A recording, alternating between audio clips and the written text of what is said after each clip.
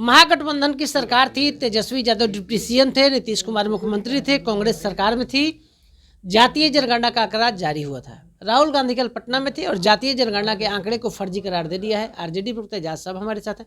एजाज साहब, राहुल गांधी ने जो जातीय जनगणना का आंकड़ा है उसको फर्जी करार दे दिया है, क्या कहिएगा? देखिए, भारतीय जनता पार्टी, जनता दल यू के लोग जिस तरह का परसेप्शन खड़ा कर रहे हैं उसके संबंध में मैं एक बात स्पष्ट कर देना चाहता हूँ।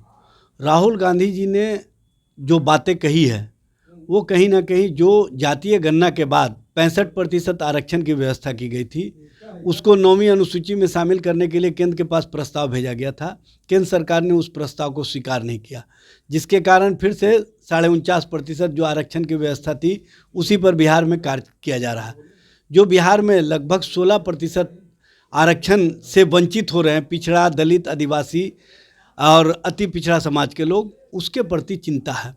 और 94 लाख के करीब जो जातीय गणना के बाद आंकड़े आए थे उसमें गरीबी रेखा से नीचे लोग हैं जो 6,000 रुपया महीना से कम कमाते हैं। उनको 2 लाख रुपये देने का वादा किया गया था महागठबंधन सरकार के माध्यम से, लेकिन वो भी काम डबल इंजन सरकार नहीं कर रही है।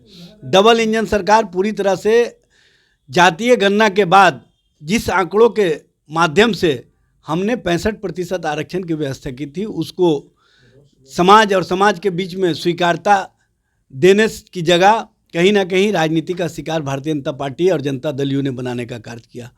और 94 लाख परिवारों को आप 2 लाख रुपया भी नहीं दे पा रहे हैं। तो इन सब बातों के संदर्भों में उन्हें बात कही है, उसको तोड़ मड़ोड़ करके भारतीय जनता पार्टी और जनता दल यू के लोग प्रस्तुत कर रहे हैं। सच और सच्चाई से इनकार मत करें। भारतीय जनता पार्टी और जनता दल यू के लोग, जो लोग न्याय चाहते हैं, जो आरक्षण की व्यवस्था 65% चाहते हैं, उसको देने के प्रति गंभीरता दिखाएं और समाज के बीच में जो शोषित है, वंचित है, पिछड़ा है, दलित है, आदिवासी है, उसके साथ न्याय करें। ये राजनीति के परपंच का खेल नहीं खेले भारतीय जनता पार्टी या जनता दल यू के लोग। जिस तरह की राजनीति भारतीय जनता पार्टी और जनता दल यू के लोग कर रहे हैं, ख़ास तौर से जातीय गणना के बाद, वो स्पष्ट रूप से दिखता है।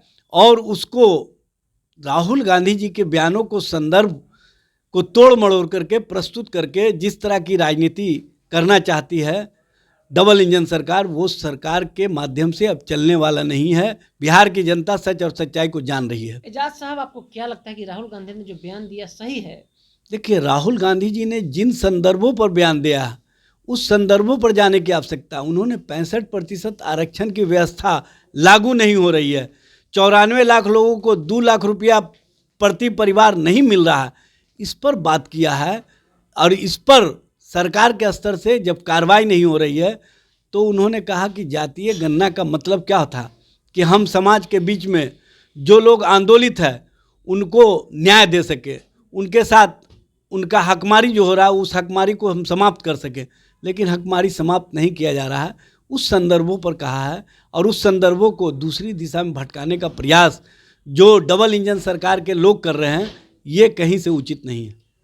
सीटों का बंटवारा हो गया, कल आए थे राहुल जी, आपके आवाज। देखिए, राहुल जी, तेजस्वी जी, लालू जी, श्रीमती राबड़ी देवी जी, ये लोग पारिवारिक और आत्मीय संबंध जो है उसको कहीं ना कहीं लोगों के बीच प्रस्तुत किए। और राहुल गांधी जी जब बिहार में आए थे पहली बार नेता प्रतिपक्ष की हैसियत से, तो वो मिलना मुनासिब समझे अपने एलायंस पार्टनर जो बिहार में लीडिंग पार्टी है राष्ट्रीय जनता दल, उसके नेताओं से। और चूँकि कल जब मौर्या होटल में राष्ट्रीय जनता दल का राष्ट्रीय कार्यकारिणी की बैठक चल रही थी तो तेजस्वी जी ने वहाँ पर राहुल जी को आमंत्रित किया था कि आप घर पर आइए। तो राहुल जी ने उस आमंत्रण को स्वीकार करके घर पर जा कर के पारिवारिक संबंधों को और महागठबंधन और इंडिया गठबंधन का जो संबंध है उस संबंधों को वैचारिक रूप से मजबूती दिया है, पारिवारिक रूप से मजबूती दिया है। और ये बताने का काम किया है कि हम लोगों का जो गठबंधन है पूरी तरह से मजबूत है और इसको कोई भी जितना भी राजनीति कर ले, राजनीति करके इस पर कोई वातावरण का निर्माण नहीं कर सकता है। और वातावरण का निर्माण करने वाले लोग किस तरह से मायूस हुए हैं उनके बयानों से झलकता है।